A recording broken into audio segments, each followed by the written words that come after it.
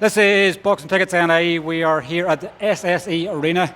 Delighted to be joined by a victorious Waggo Jaggo who moves to 2-0 tonight.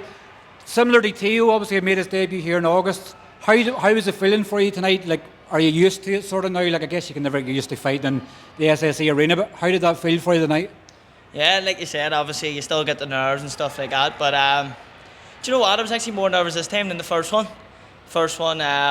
I don't know why, listen, nerves are good. The more nervous you are, the better you perform, but no, like you said, was used to it. Odyssey, like, it's the big stage.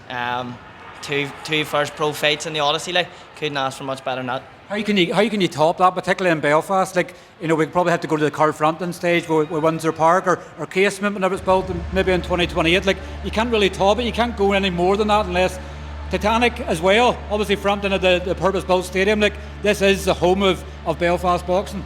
Yeah, like you said, this is the pinnacle, especially in the north. The only way to top it is just to move up the bill. There's probably no bigger stadium. Obviously, maybe in Ireland, you're talking, like you said, Windsor, or if Croke Park ever did a show. But no, listen, happy as Larry, and just big shout out to trade management team, Conlan Boxing, for getting me on another show. Could you imagine fighting at Croke Park, 80,000 people? That'd be unbelievable. That would be unbelievable. You don't even think you'd hit to hear anything in that arena. Be unreal, but the only person that could probably fill it would be the likes of Conlan or Katie Taylor. Definitely. You never know in the future. Obviously, you're a likeable guy, Jack, and you have a following sort of happening as well. You love your trance music and stuff like that. Like, so people can buy into that. You know, it's like you can't set a cap on obviously where you can go. Like, you never know. In a couple of years' time, it could be in Croke Park. Anything can happen in this game. Yeah, that's it. Like you said about the music, my walkout tune got cut out there tonight. I was raging, but listen, in the change room, all I said was, there's Paddy singing it now. But like in the change room, when I was told I was in the zone, nothing's going to hang. But like you said, I loved my walkout tune last time. I had it to see him again in the beginning with Jack, like Paddy was singing, different remix. But sure, I'll just have to hold that one in the locker for the next one. Is it probably the only disappointment for you tonight? Obviously, that you weren't on pro boxing. I have a gripe with it myself. It's like, even if there's no commentary on it, they could probably still show it, because you people probably couldn't be here tonight. Was hoping this was going to be in Pro Box because of the YouTube app. Probably the only disappointment for you probably tonight, other than them cutting your ring walk off. Yeah, do you know what? Not even, like you said, not even for me. It's more like my coach Ray, the main coach, put all the time in with me. He's away in Orlando on holiday. Wish he could have seen it. My brother lives in Qatar. All his mates were tuning in. I got told that the TV was going to be 7, now it's going to be 15:15, so I thought it was going to be the first fight. But listen, see the likes of me, for second pro fight, like when you're first making your debut, you're expecting to be first, second, third fight. So even being that high up in the bill, I'm happy enough with, but like you said, just wishing anyone who couldn't be here could have tuned in and watched me. And obviously on your performance, and obviously Steve Maguire, he's obviously called the live wire.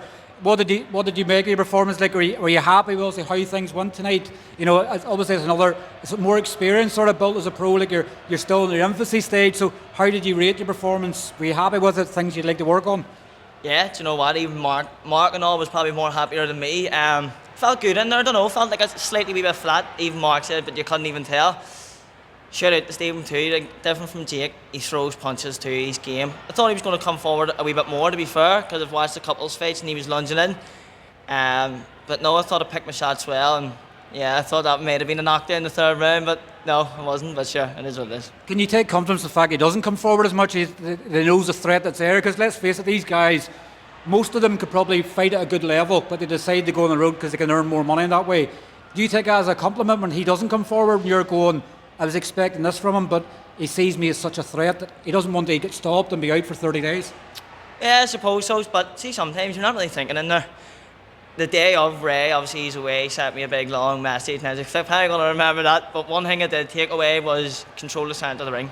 Thought I'd done that perfect tonight. Even, you know, I knew he was probably going to, if he did lunge in a couple of times, step back time with the uppercut. Mark, honestly, his tactics in the corner tonight, that's the first time he's done the main corner, was spot on. Anytime I listened to him, it worked.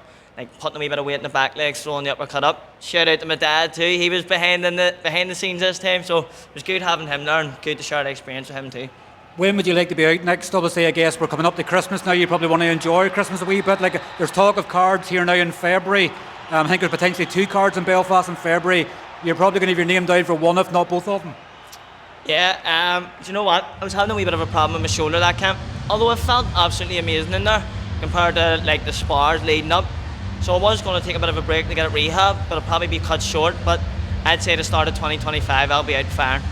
And I say two fights back to back, sort of like that. Like next year, is it like you want to get out as regular as possible? Like Conlan Boxing and Pro Boxer are planning to do at least one show a month next year. There's obviously other promoters out there. There's JB Promotions in the south. You know, there's other promotions and stuff there. Like, would you like to sort of get about sort of different areas? You know, maybe go over to the UK, you know, into the mainland in England and stuff like that, and experience other cards. Yeah, like you said, as soon as January comes, I want to be out right away. As many fights as possible in 2025. Any show, if whether it's Conlan Boxing, like you said, JB Promotions down in Dublin, or even a couple of shows away. That's what me and Mark were talking about. The management team and stuff. Just getting used to travel, making the weight a wee bit of a trip. And it's good too. Listen, boxing's all about making experiences and memories. A couple of wee away days would be good, and good for all the people that follow me over too. And there's even the potential of Matchroom being back here next year. Obviously, Lewis Crocker, who Ray used to coach, there's a potential of obviously him being back here in February or March time as well. Like, could you imagine, obviously, a phone call comes and you're going, yeah, Matchroom want you to appear in the card, like that would be an open dream. Literally, and then that's the chance to showcase and put on a show and, you know, impress the likes of big promoters and stuff. But listen, anything, trade management, Mark and Ray look after me brilliant. I have 100% trust in them. They're not in it to make money, they're looking after me. I work for them, we get on really well. Like, it's a passion project for them, whatever they get, whatever comes in front of me, I'll take it. And yeah, that Crocker Donovan show would be an unbelievable one to get on to. Definitely would. Could you imagine obviously what antics should be up to obviously in fight week there? Oh, unbelievable. Like, shout out to everyone who buys tickets, because listen, like I said, usually the first couple of fights you're just scared being first, second, and third. They're the reason why I'm up the bill. It's not because of how I perform or how I box, it's Demons.